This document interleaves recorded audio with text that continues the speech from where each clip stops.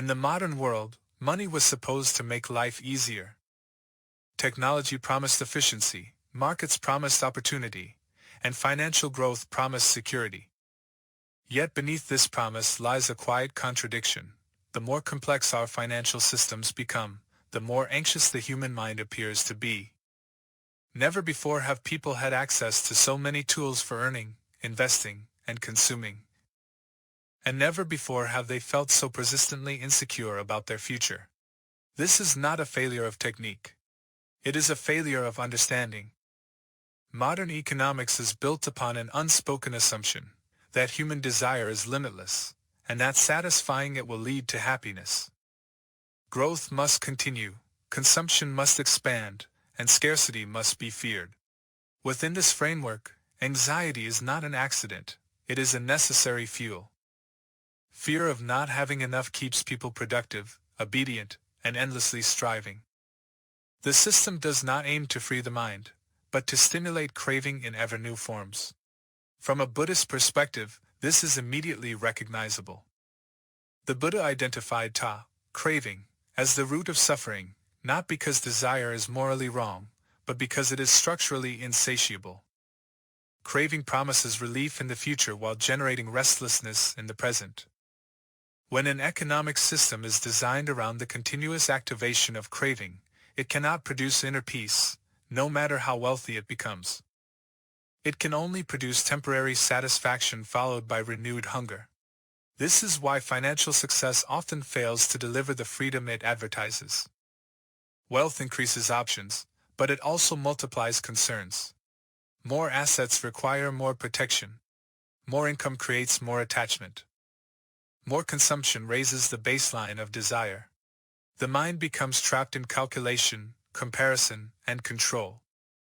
What appears as financial sophistication on the surface often conceals a deeper vulnerability underneath, the fear of loss, decline, or falling behind. The Buddha never rejected material life. But he saw clearly that confusion arises when external conditions are mistaken for sources of lasting security. In the early discourses, economic activity is never separated from mental consequences. Earning, spending, saving, and giving all shape the mind. When these activities are driven by fear and craving, they reinforce dukkha rather than alleviate it. The problem, therefore, is not money itself, but the psychological orientation that modern finance normalizes. Today, financial anxiety is treated as an individual problem, something to be managed with better planning, better discipline, or better information. But from a deeper view, it is a collective condition arising from shared assumptions about what it means to live well. We are taught to equate stability with accumulation and freedom with purchasing power, yet we are rarely taught how to be content. How to relate wisely to impermanence, or how to recognize when enough has already been reached. This is where the Buddha's economic wisdom becomes unexpectedly relevant. Not as an alternative financial system, but as a corrective lens. His teachings invite us to ask a different kind of question, not how to extract more from the world, but how to suffer less within it. Before addressing how money should be earned or spent, Buddhism asks us to examine the state of mind that seeks security through control. Without this examination, no amount of financial success can resolve the underlying unease that shadows modern life. In this sense, the crisis of modern finance is not primarily economic. It is existential. And it is here, at this deeper level, that the Buddha's insights begin, not by offering solutions, but by revealing the true nature of the problem. When the Buddha spoke about livelihood, he did not treat work as a neutral activity separate from the path of liberation. In the framework of the Noble Eightfold Path, right livelihood stands alongside right view and right intention, revealing a profound insight. How we earn our living shapes not only society, but the structure of our own minds. Economic activity is never merely external. It is a daily expression of values, intentions, and mental habits. In modern economies, work is often framed as a moral blank space. As long as income is legal and efficient, its deeper consequences are rarely questioned. Yet from the Buddhist perspective, This separation is artificial. Livelihood is karma in action. Every transaction, every product, every service participates in a web of cause and effect that extends beyond profit and loss. To earn without awareness is to unknowingly cultivate conditions for future suffering, both within oneself and in the world. Right livelihood does not demand perfection or withdrawal from society. Instead, it asks for clarity. The Buddha identified certain forms of work that directly generate harm: trading in weapons, human beings, intoxicants, poisons, and slaughter. These were not moral judgments in the abstract, but practical observations. Livelihoods rooted in exploitation, addiction, and violence inevitably nourish fear, aggression, and delusion in the mind of the worker. Regardless of income or status, one cannot repeatedly profit from harm without internalizing its psychological residue. In the modern world, harm has become less visible but more systemic. Many industries do not kill bodies, but they exhaust minds, manipulate desires, and monetize insecurity. Advertising thrives on dissatisfaction. Financial instruments often reward speculation over real value. Entire careers are built on capturing attention, stimulating craving, and sustaining dependence. From a Buddhist lens, the question is not whether such work is socially acceptable, but whether it cultivates wholesome or unwholesome states of mind. Right livelihood invites a radical reorientation. It asks not, "How much can I earn?" but, "What am I reinforcing through my labor? Does my work reduce suffering, or does it subtly multiply it? Does it support clarity, or does it depend on confusion?" These questions are uncomfortable because they undermine the common belief that economic success is morally self-justifying. The Buddha dismantled this belief by linking livelihood directly to inner freedom. Importantly, right livelihood is not about guilt or purity. Most people are embedded in complex systems they did not create. The teaching is not to condemn, but to awaken responsibility. Even within imperfect structures, intention matters. Choosing honesty over manipulation, service over exploitation, sufficiency over endless expansion, these choices gradually reshape both livelihood and mind. The path unfolds through direction, not idealism. In this sense, work becomes practice. Earning money is no longer a struggle divorced from spiritual life, but a field of awareness where craving can be seen, restraint can be cultivated, and compassion can be exercised.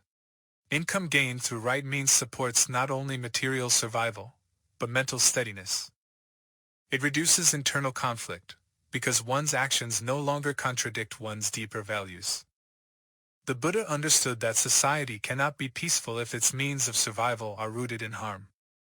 Likewise, an individual cannot find lasting ease if their daily work continually feeds greed, fear, or deception. Right livelihood is therefore not an economic rule, but a wisdom principle, when earning aligns with non-harming and clarity. Money becomes supportive rather than corrosive. Without this alignment, even great wealth quietly erodes the very stability it was meant to provide.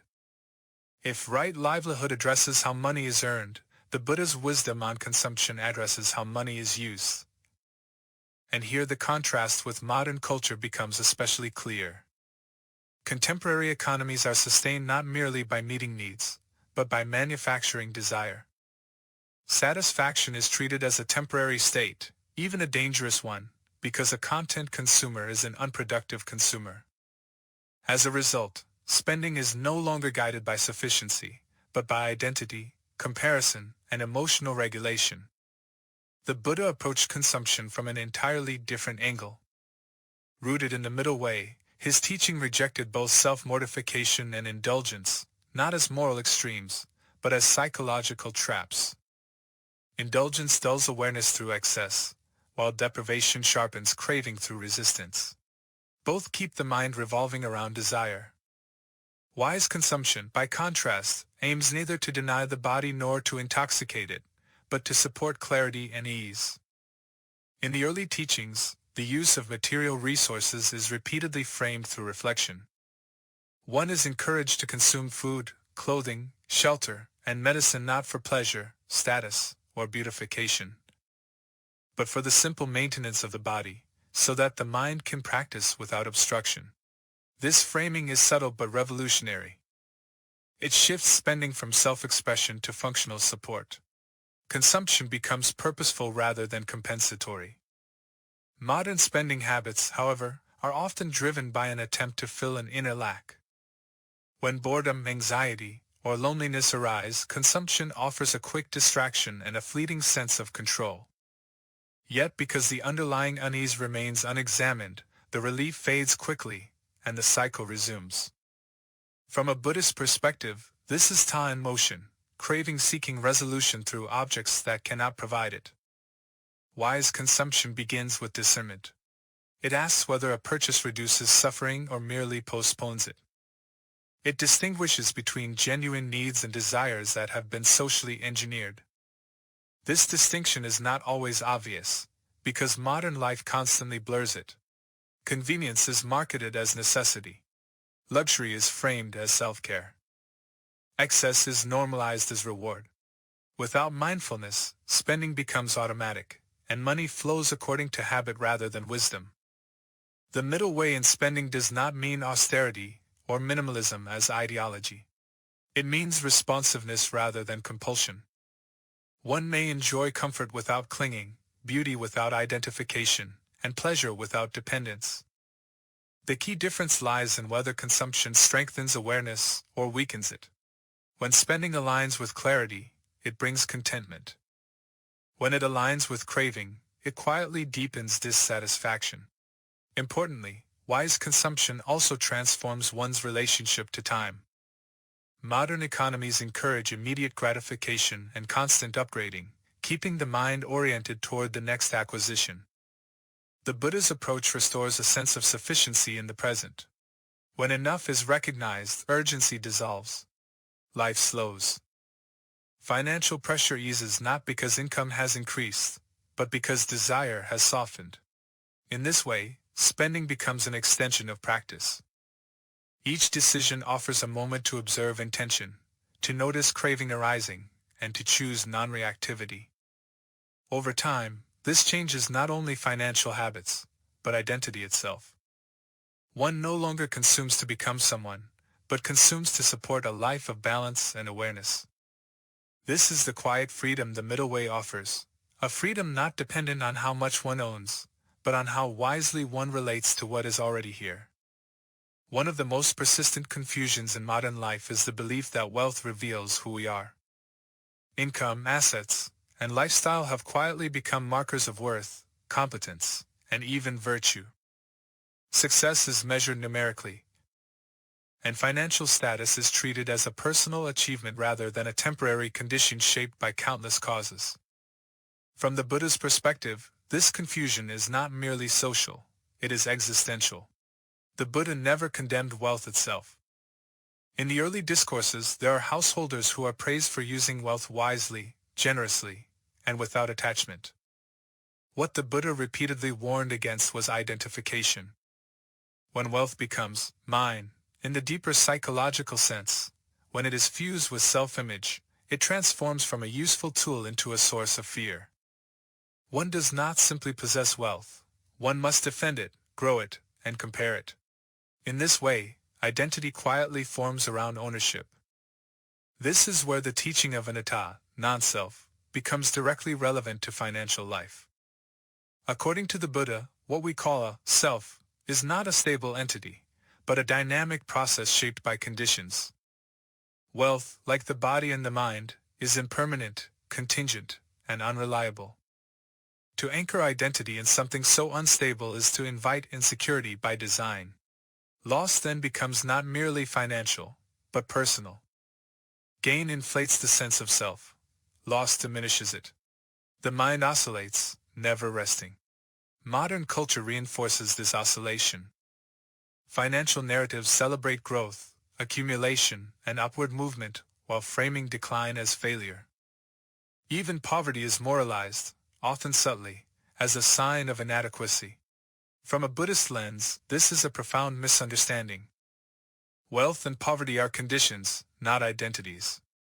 They arise and pass according to causes far larger than individual effort alone. To mistake them for measures of self is to misread reality. The Buddha's insight into impermanence, anicca, cuts through this illusion. No amount of wealth is immune to change. Markets fluctuate, bodies age, priorities shift, and unforeseen events dissolve even the most carefully constructed security. When wealth is seen clearly as temporary, its role naturally changes. It becomes something to be used wisely while it is present, not something to be clung to as a foundation for being. Seeing wealth as a tool also reshapes the emotional landscape of money. Success no longer demands pride, and loss no longer demands shame. Both are understood as passing configurations of conditions. This perspective does not produce indifference, but equanimity. One still acts responsibly, plans carefully, and works diligently, but without the added burden of self-definition. Effort remains, but anxiety loosens its grip. In the Buddha's teaching, true richness is measured not by what one owns, but by the degree of freedom from attachment. A person with little can be inwardly abundant, while a person with much can be inwardly impoverished. When wealth serves generosity, stability, and practice, it fulfills its proper function. When it serves ego, comparison, and control, it undermines the very happiness it promises. To hold wealth without identity is not to reject the world, but to stand within it without being trapped by it. Money then becomes like a raft, useful for crossing, but dangerous if carried on one's back after the crossing is done. This shift in understanding does not make one poorer, it makes one lighter. And in that lightness, a different kind of security begins to emerge, one that does not rise and fall with numbers on a screen. At the heart of modern financial striving lies a simple yet rarely questioned assumption, that control equals safety. If income is predictable, assets are diversified, and risks are managed, then life should feel secure. And yet, even among those who have achieved this ideal, unease often remains. The Buddha understood why. Control can organize conditions, but it cannot still the mind that fears their loss. From the Buddhist perspective, the search for financial security becomes problematic not because planning is wrong, but because it is asked to perform an impossible task. No arrangement of external conditions can eliminate impermanence. Markets change, health declines, relationships shift, and the body itself is never guaranteed another moment. When security is sought exclusively through financial means, it is built on ground that is constantly moving. The Buddha pointed toward a different kind of safety, one that does not depend on holding the world still. True security arises from understanding, not possession. It is rooted in the cultivation of sila, samadhi, and panna, ethical conduct, mental stability, and wisdom. These are not abstract ideals, but lived capacities that reshape how uncertainty is experienced. When actions are aligned with non-harming, the mind carries less regret.